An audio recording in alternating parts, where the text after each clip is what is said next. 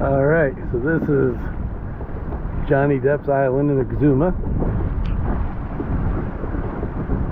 The entranceway. You read the sign? What's the sign say? It used to say restricted access with a pirate's head. Yeah. So I think it's safe for us to go ashore. Yeah.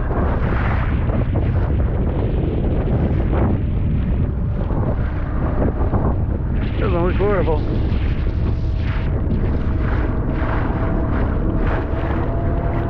Beautiful turquoise water all around.